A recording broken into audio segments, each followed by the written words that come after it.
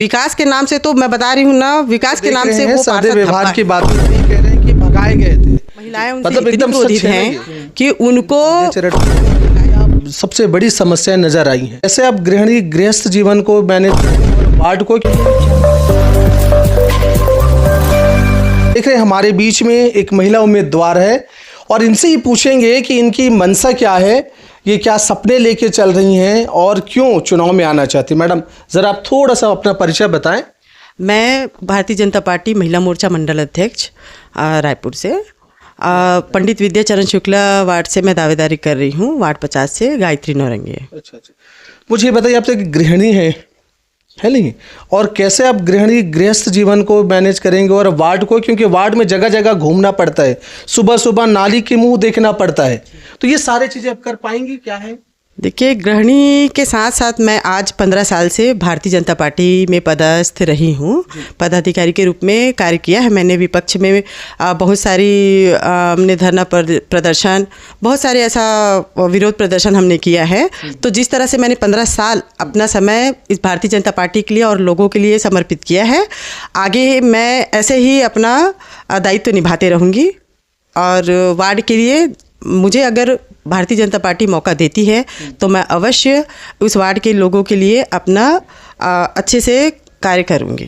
अच्छा, मुझे एक चीज़ बताइए कि आप तो महिला हैं, नारी शक्ति हैं, महिलाओं के लेकर वार्ड को लेकर के क्या कोई विजन, कोई लक्ष्य है कि मैं अगर टिकट देती है, मैं जीतती हूँ तो मैं खास करके महिलाओं के लिए ये काम प्रमुखता से करूँगा, कुछ ऐसा है आपके मन में? जैसे कि हमारे प्रधानमंत्री जी ने, नरेंद्र मोदी जी ने हमारी महिला के लिए सोचा है। आज महतारी वंदन योजना निकाली है जो 70 लाख महिलाओं से भी ज़्यादा महिलाओं को आज इसका लाभ मिल रहा है। मैं आगे भी उम्मीद करती हूँ हम भी हमारे आदरणीय प्रधानमंत्री जी का, उनका उद्देश्य जो है उनको लेके हम उस वार्ड पे आए और हमारी महिलाओं के लिए जितना अधिक हो सके सुविधाएं, जैसे कि उनको जोड़ना, जी जो छूट गया है उनको जोड़ेंगे। और वहाँ की मितानिन बहनें जैसी हैं, उनके लिए भवनों का, जैसे उनका पर्सनल बैठकें होती हैं, उनके लिए भवन नहीं होता है, वैसे छोटी छोटी चीज़ें, महिला समूह है वहाँ की बहनें, उनको बहुत सारी जो हमारे भारतीय जनता पार्टी का जो योजनाएं हैं उनको हम घर घर तक ले जाने की हमारी पूरा प्रयास रहेगा। आप 15 साल से सक्रिय हैं जी। आपको इस वार्ड में, पंडित विद्याचरण शुक्ला वार्ड में, क्या सबसे बड़ी समस्याएं नजर आई हैं? देखिए, समस्या तो वहाँ आम समस्या जो होता है, मूलभूत सुविधाएं, रोड, नाली, लाइट का, वहाँ की स्थिति हमने सर्वे किया है, देखा है हमने। सबसे बदतर स्थिति है कि नाली सफाई नहीं होती है, नाली बनी नहीं है। कई ऐसे कॉलोनियाँ हैं जहाँ बरसों से रोड बनी है, उसके बाद दोबारा वहाँ रोड का काम नहीं हुआ है। अभी हमारे विधायक जी आने के बाद, श्री मोतीलाल साहू जी के आने के बाद कुछ कार्य अभी चालू हो गया है। और अगर पार्टी मुझे मौका देती है तो मैं पूरी सहयोगिता से मैं उस कार्य में जुटूंगी। मैडम, हमने सुना है कि कांग्रेस से एक ऐसे प्रत्याशी को टिकट मिलने वाला है और उन्होंने दावा भी करा है, सहदेव व्यवहार जी, जो 2 बार की पार्षद हैं और अनुभव लिए हैं, कैसे टक्कर देंगी आप उसे? देखिए, उनको वार्ड 49 से वो पार्षद रहे हैं।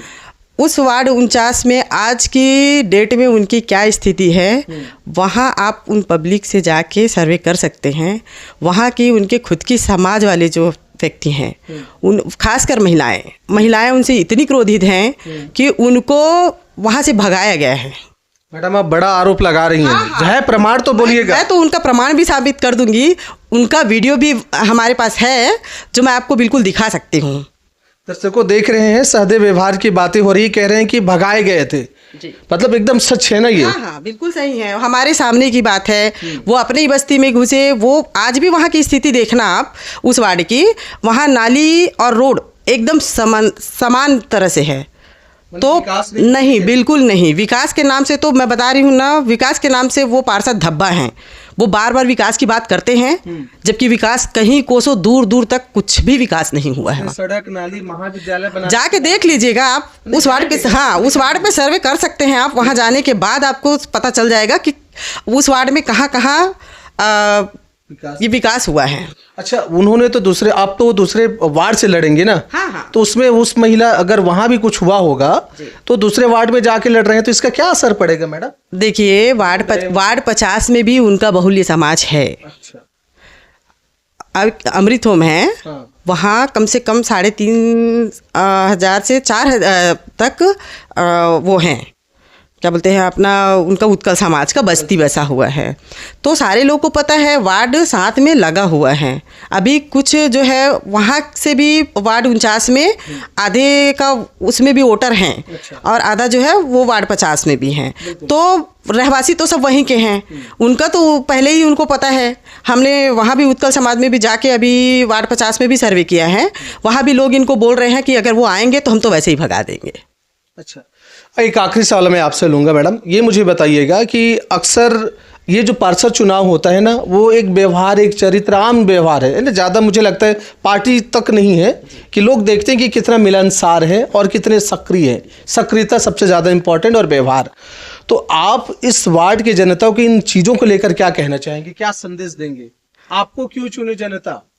देखो, मैं तो सबसे पहले ये बोलना चाहूँगी कि महिला ही महिला का सम्मान करेंगी, और महिलाओं का अत्यधिक घर से लेके अपने परिवार से लेके आज देश तक में महिलाएं अपनी सहभागिता निभा रही हैं।